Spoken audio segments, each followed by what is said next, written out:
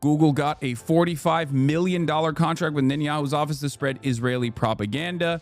Google's in the middle of a 6-month, $45 million contract to amplify propaganda with Netanyahu's office. The contract describes Google as a key entity supporting the prime minister's messaging. I don't know what to say about this beyond the fact that this is the most... Like, these people are insane. They're so insane. Yes, YouTube has been included in this. I know. There is a reason why you see so many, like, Israel ads on my YouTube videos, okay? It's because they never stop. Now, what's interesting about this is, like, is it impactful? Fuck no. Of course it's not impactful. But, like, YouTube and Google should be taking a stance at this point and saying, like, no, we're not taking the millions of dollars in ad revenue that you're giving us. It's fucking bullshit. I don't see Israel ads. So much of my people have talked about how so many of my YouTube videos are polluted with like pro-Israel ads non-freaking stop, whether it be through other advocacy organizations, American advocacy organizations that work as American 501c3 that is obviously still very much pro-Israel, or whether it be directly from the Israeli state, the Israeli government. This article is from Lee Fong. Google's $45 million contract with Netanyahu's office to spread Israeli propaganda is only, from what I understand, this is only a fraction, okay? This is a fraction of the totality of ads that are everywhere. I mean, there's an unimaginable amount of ads for Turning Point USA, Tim Pool, all these other like right-wing institutions as well. When it comes to like pro-Israel advocacy, when it comes to hasBara, there are also a metric ton of ads on that front as well. On March 2nd, 2025, hours after the Israeli government announced a blockade of all food, medicine, fuel, and other humanitarian supplies from entering Gaza, lawmakers in Jerusalem demanded answers, not on the devastating human toll of such a decision, but on how Prime Minister Benjamin Netanyahu's office was prepared to handle the public relations fallout. I began with the example of the cessation of humanitarian aid. Did you prepare for this thing this morning? Asked Knesset member Moshe Turpaz, the chair of a subcommittee on foreign affairs in Israel's parliament. Avichai Edrai, a spokesperson for the IDF, who asked the same question later in the hearing, assured the legislators work was underway, stating, we could also decide to launch a digital campaign in this context to explain that there is no hunger and present the data. Publicly available government contracts show that Israel's advertising bureau, which reports to the prime minister's office, has since embarked on a mass advertising and public messaging effort to conceal the hunger crisis.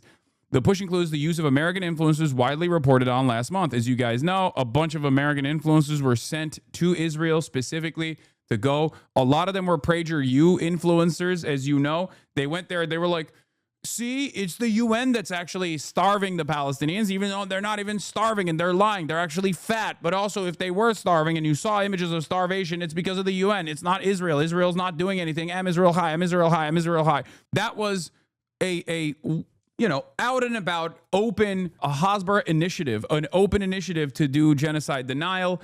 That was, everybody obviously yelled about that for a little bit, but this is another part of the multifaceted approach where it's a multi-front propaganda war where they know that they've lost the messaging front because it's like the pain and the torment and the violence is undeniable. They are literally doing a genocide, and everyone is slowly but surely coming to that conclusion in spite of the faucet of misinformation that you see. Ultimately, there is an initiative here from the Israeli government to try and change the discourse, try and actually give people the tools to deny the genocide as well.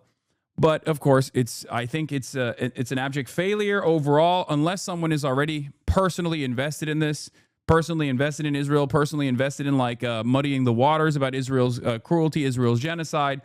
It's going to be quite difficult to overcome the truth that many people see. There is food in Gaza. Any other claim is a lie, asserted a propaganda video published by Israel's foreign ministry to Google's YouTube video sharing platform in late August and viewed more than 6 million times. Much of the video's reach results from an ad placed during an ongoing and previously unreported 45 million advertising campaign initiated between Google and Netanyahu's office in late June. The contract, which is both YouTube and Google's advertising campaign management platform, Display and Video 360, explicitly characterizes the ad campaign as hasBara, a Hebrew word whose meaning is somewhere between public relations and propaganda. Records show that the Israeli government similarly spent $3 million for an advertising campaign with X. The French and Israeli advertising platform Outbrain and Teads is also set to receive roughly $2.1 million. I mean, what do you say? What do you say about this? I mean, there needs to be pressure against Google and YouTube in this situation as well for for playing a formative role in pushing for genocide denial. Like, this is the Nazi playbook. And at a time when there is an unprecedented amount of information, it's different than the Holocaust in the sense that you have direct access to the victims of said Holocaust, as opposed to in the information environment that existed in, you know, the 40s.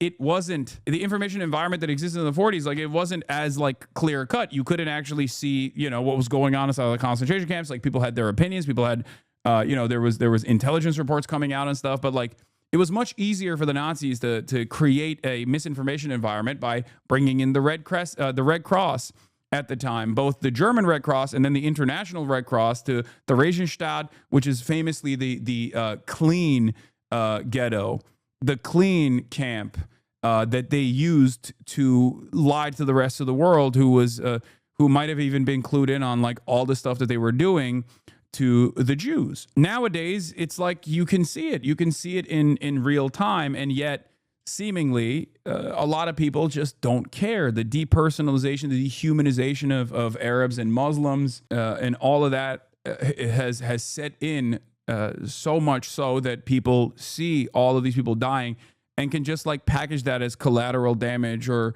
assume that they must have deserved it. So that is where we're at. It's truly a disastrous situation. But do not let this discourage you.